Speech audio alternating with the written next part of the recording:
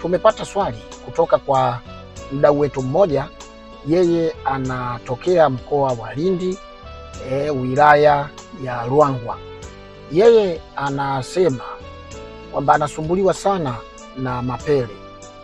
Mapele yanamsumbua kila baada ya muda, yanakuwa yanamsumbua, lakini hivi vipele anatumia dawa nyingi, haviponi.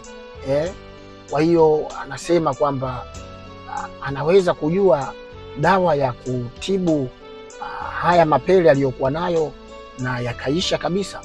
Naam, asante ndugu yetu kutokea katika mkoa wa Lindi. Nafikiri jina lako tunalihifadhi, tunalihifadhi jina lako kwa ajili ya kutunza maadili. Tunashukuru kwa swali lako na tumependa ujasiri wako, namna ulivyojielezea. Umeeleza mambo mengi kidogo na majibu ndio kama haya yafuatayo. Tatizo la vipele linatibika. Inawezekana umehangaika katika hospitali mbalimbali na labda vinatulia kidogo, baadaye vinarudi. Kwa hiyo hiyo hali imekukatisha tamaa. Basi tunasema kwamba usikate tamaa. Hilo ni tatizo linaloweza kuisha kabisa. Na hapa nitafundisha dawa ya tatizo la ngozi ya aina yoyote kuhusiana na vipele. Yaani umetoka hii hali ya tete kuwanga. Kuna ugonjwa unaitwa tete kuwanga. Watu wanatoka mapele, alafu yale mapele yanaleta homa kali sana na baadaye yanaacha madoadoa katika mwili. Tatizo hilo, dawa ambayo hii inafundisha tatibu tatizo hilo. Lakini pia kuna huu ugonjwa mpya ambao upo na uko katika maeneo mbalimbali katika Afrika Mashariki pamoja na maeneo mengine. Unaitwa Mpox, ambao unasababishwa na vile virusi vya monkeypox, ambayo kwa kifupi unaitwa Mpox. Ugonjwa huu unasumbua kidogo sasa hivi na unawasumbua watu wengi. Kwa hiyo dawa nitakayoeleza pia inatatua hilo tatizo la ugonjwa, kwa sababu wameeleza wataalamu bado hawajapata dawa yake. Sasa hii dawa ninayokufundisha ama nitakayofundisha pia itatibu hilo tatizo. Kwa hiyo yani ni vipele vya aina yoyote, ima hivyo vinavyokusumbua wewe ama hivi vya tete kuwanga ama hivyo vya Mpox, vyote unaweza kutibu hiyo hali. Yani swala linalohusiana na ngozi kutetereka kwa sababu ya vipele, ukurutu, naye pia inatatua. Dawa yake ni kama ifuatavyo. Tafuta majani ya mkwaju. Kuna mti unaitwa mkwaju ambao unazaa yale matunda ambayo yanatengenezwa juisi. Kuna juisi wanasema juisi ya ukwaju.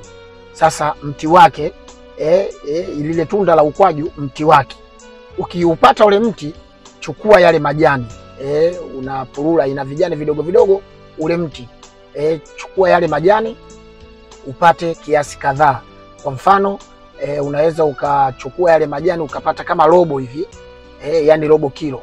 Baada ya kupata ujazo wa robo kilo, tafuta magadi, magadi haya ambayo yanapikiwa haya watu wa kina mama wanapikia kwenye maeneo mbalimbali, haya magadi. Kwa utafuta na magadi.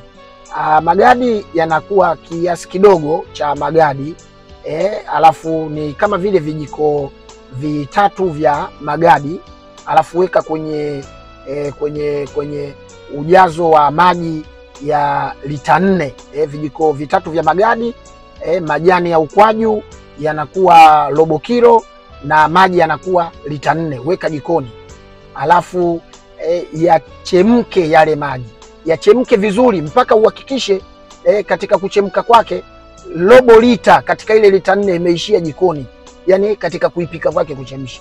Baada ya hapo, chukua yale maji, yachuje vizuri yale majani, alafu yale maji yahifadhi vizuri. Kama una freezer ama friji, weka kwenye friji, alafu utakuwa unakunywa kama juice. Unakunywaje? Unakunywa kutwa mara 2, asubuhi na jioni unakunywa.